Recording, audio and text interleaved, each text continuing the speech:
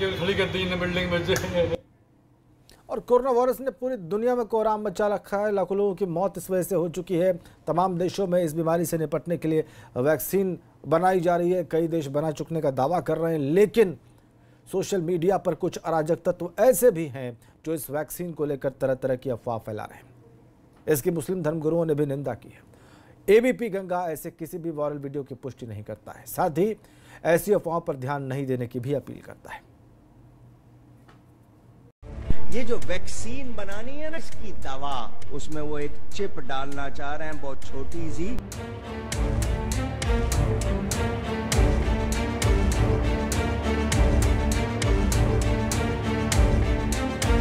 Corona vaccine पर जनाब की बेतुकी दलील सुनकर हंसी भी आई और गुस्सा भी, जब भारत समेत पूरी दुनिया में कोरोना महामारी का कहर जारी है। ये वायरस 8 लाख से ज्यादा लोगों की जान ले चुका है। 2.5 करोड़ लोग कोरोना संक्रमित हैं। अभी तक इस बीमारी की कोई दवा भी नहीं आई। हालांकि इस बीमारी के खात्मे के लिए तमाम देश वैक्सीन बना रहे हैं, लेकिन समाज और इंसानियत के कुछ दुश्मन सोशल मीडिया पर अफवाह फैला रहे हैं कि कोरोना वैक्सीन में चिप लगा होगा। हालांकि इस वायरल वीडियो की पुष्टि एबीपी गंगा नहीं करता है। ये जो वैक्सीन बनानी है ना, इसकी दवा आपके मिजाज पर काबू पा लेंगे। वो जो चाहेंगे वही आप सोचेंगे, जो आप चाहेंगे वो आप नहीं सोच सकेंगे। जो वो चाहेंगे उसमें वो एक चिप डालना चाह रहे हैं, बहुत छोटी सी, वो लगाना लाजमी कर देंगे। उसके बाद उनका दूसरा प्रोग्राम है करेंसी, दुनिया में एक करेंसी कर दो, नोट खत्म कर दो। इस बीच वैक्सीन में चिप वाले वायरल वीडियो पर मुस्लिम धर्मगुरुओं ने कड़ी आपत्ति जताई है। जमीयत दवातुल मुसलमीन के संरक्षक कारी इसहाक गोरा ने इस तरह का वीडियो वायरल करने वालों के खिलाफ कड़ी कार्रवाई करने की मांग की है। ऐसे हालात में इस तरह से वैक्सीन को लेकर इल्ज़ाम तराशी करना ये देश के लिए भी सही नहीं है और मैं समझता हूं कि ऐसे लोगों पर कार्रवाई होनी चाहिए। ये वो लोग होते हैं जिनको कुछ मालूमात नहीं होती।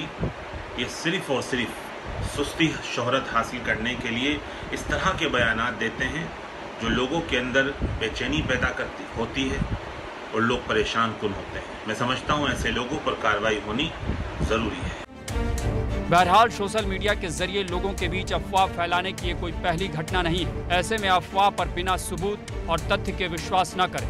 एबीपी गंगा एक बार फिर इस वायरल वीडियो की पुष्टि नहीं करता है। मेरठ से बलराम पांडे की रिपोर्ट, एबीपी गंगा। कोई भी सरकार अपने नौकरशाहों के दम पर ही चलती है। अधिकारी अपनी जिम्मेदारियों का कितना निर्वहन करते हैं ये उनके गुडबुक में दर्ज होता है। लेकिन जब सरकार को अधिकारी अच्छे मिल जाते हैं तो फिर आम आदमी के बीच सरकार की छवि तो अच्छी बनती ही है, साथ साथ अधिकारी हमेशा के लिए लोगों के दिलों को जीत लेते हैं।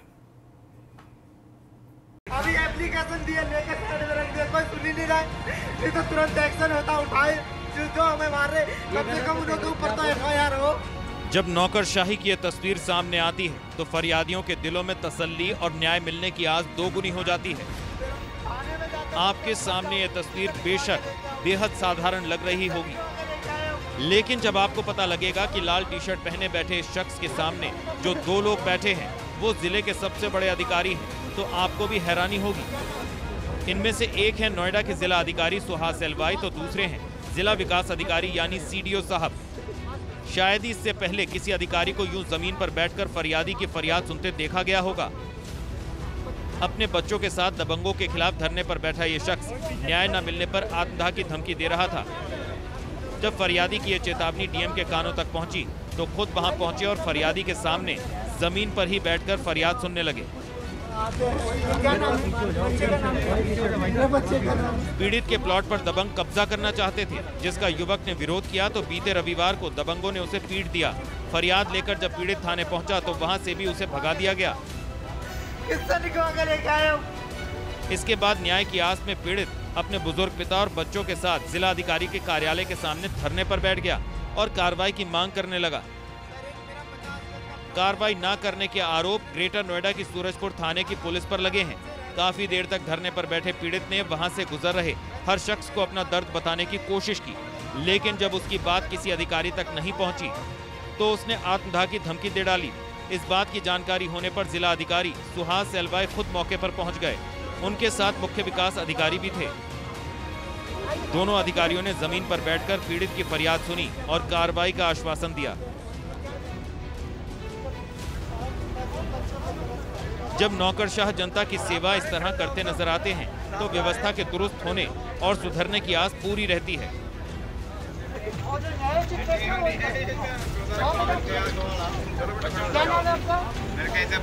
ऐसे अधिकारी न केवल लोगों के दिलों को जीतते हैं बल्कि प्रदेश की सरकार का मान भी बढ़ाते हैं।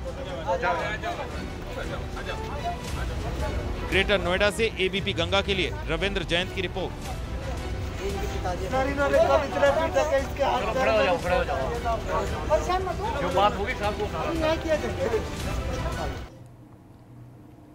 बड़े ब्यूरोक्रेट्स अगर इस तरह का एक्शन लेते हैं तो सरकार की छवि बेहतर होती है, लोगों का भरोसा बढ़ता है सिस्टम में, इसमें कोई शक नहीं। आगे बढ़ते, यूपी में एनसीईआरटी की फर्जी किताबों की छपाई के मामले में छापेमारी का दौर जारी है। मेरठ के बाद बागपत में भी इस मसले को लेकर पुलिस और प्रशासन ने छापे मारे। वहीं इस मसले पर सियासत भी तेज हो गई है। मेरठ में कांग्रेस ने विरोध प्रदर्शन किया।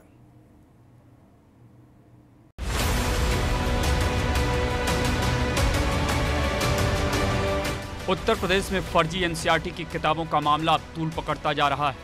मेरठ के बाद पुलिस प्रशासन ने एक सूचना के आधार पर बागपत के बड़ौद में भी एक प्रकाशन के गोदाम पर छापा मारा।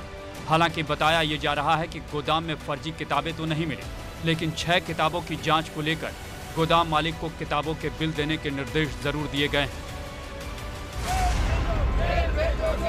इस बीच फर्जी एनसीईआरटी किताब मामले में सियासत भी तेज हो गई है। विपक्षी पार्टियां लगातार सरकार पर सवाल खड़े कर रही हैं। समाजवादी पार्टी के बाद अब कांग्रेस ने भी मोर्चा खोला है।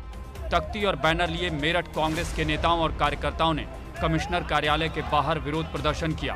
इस दौरान उन्होंने मुख्य आरोपी संजीव गुप्ता की गिरफ्तारी कर उनके खिलाफ कड़ी कार्रवाई की मांग की। कांग्रेस पार्टी मांग करती है कि यह घोटाला बहुत बड़े स्तर का घोटाला है और इसमें अभी भी बहुत लोग बचाए जा रहे हैं। कांग्रेस पार्टी इसकी सीबीआई जांच की मांग करती है। किसी भी सुप्रीम कोर्ट के सेवानिवृत्त न्यायाधीश से इसकी जांच कराई जाए और तत्काल जो आरोपी इसमें हैं उन्हें गिरफ्तार किया जाए। दरअसल हाल ही में यूपी एसटीएफ और परतापुर पुलिस ने संयुक्त कार्रवाई कर मेरठ में अवैध तरीके से फर्जी एनसीईआरटी की किताबों की छपाई के काले कारोबार का भंडाफोड़ किया था। इस दौरान करीब 35 करोड़ रुपए की किताबें और 6 प्रिंटिंग मशीन बरामद हुई। लेकिन मेरठ कांड का मुख्य आरोपी अभी भी पुलिस की गिरफ्त से बाहर कैसे है, ये बड़ा सवाल है। तभी विपक्षी पार्टियां पूछ रही हैं कि क्या सत्ता के संरक्षण के कारण वो अभी तक पकड़ में नहीं आ सका है। मेरठ में बलराम पांडे के साथ ब्यूरो रिपोर्ट, एबीपी गंगा।